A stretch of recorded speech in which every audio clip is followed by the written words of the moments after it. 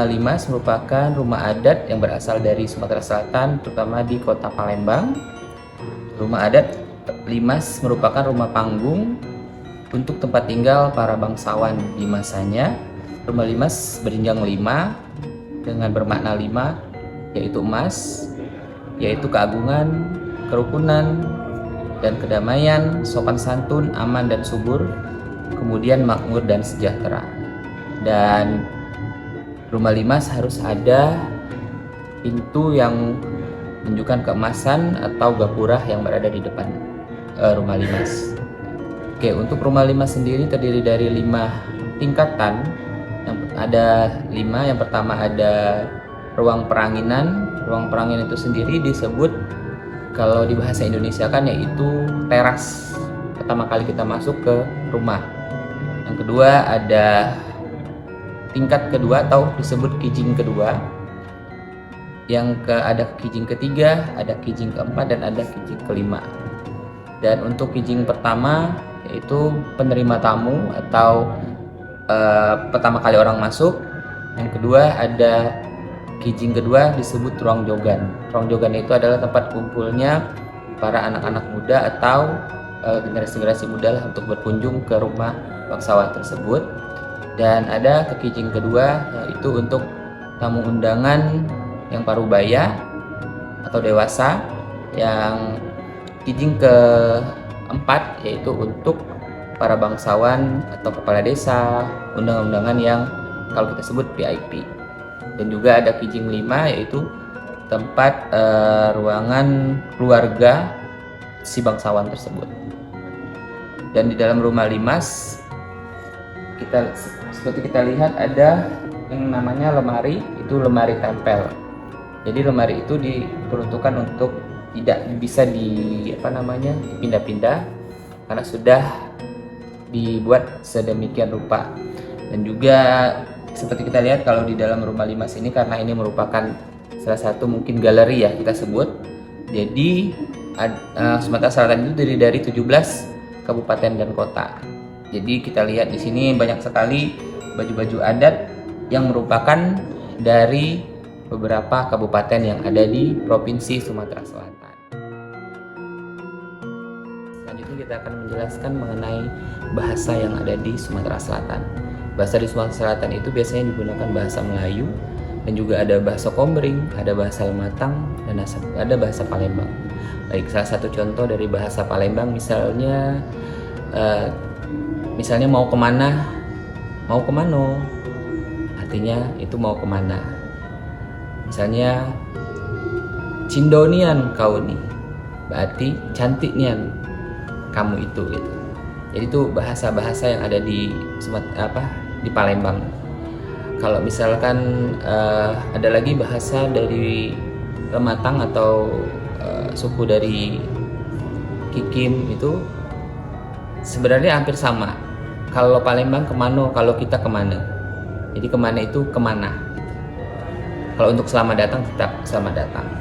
Jadi tidak ada perbedaan antara bahasa Indonesia, sama dia selamat datangnya selamat datang. Terus ada lagi misalnya kalau kita kan disebut, kalau Palembang itu kan memanggil saudara laki-laki itu kakak. Kalau saudara perempuan kita panggil ayu. Ayu itu adalah sebutan dari kayak kita kakak juga, kakak perempuan. Beda kalau misalkan Sumatera Utara itu kan abang dia manggilnya kan. Kalau kita kakak. Jadi ini kita akan membahas mengenai lagu daerah yang ada di Provinsi Sumatera Selatan. Lagu daerah Provinsi Sumatera Selatan banyak sekali.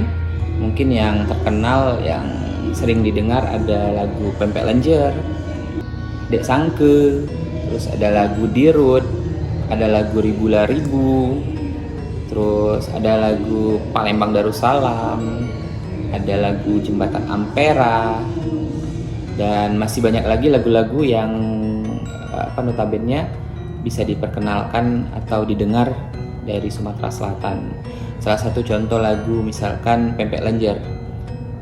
Pempek lenjer, oh pempek lenjer, makan sikok pacak kelenger.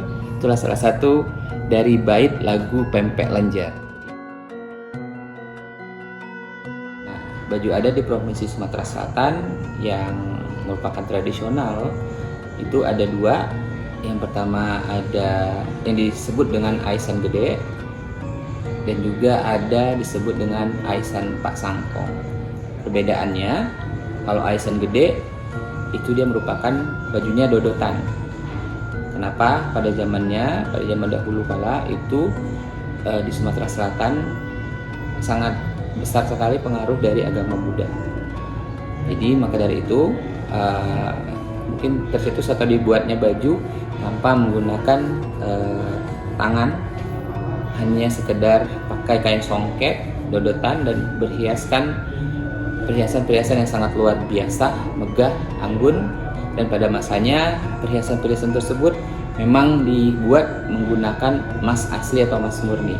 Dan perkembangan zaman, karena masuknya agama Islam ke Sumatera Selatan, akhirnya dibuat juga baju yang bernuansa Islami dengan menggunakan lengan atau disebut dengan baju kurung.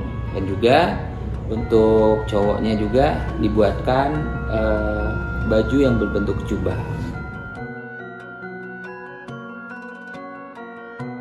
Selanjutnya kita akan menjelaskan mengenai tarian yang ada di Provinsi Sumatera Selatan, tarian tradisional. Yang pertama ada tari gending Sriwijaya, yang kedua ada tari tanggai, dan ada termasuk juga tari burung putih.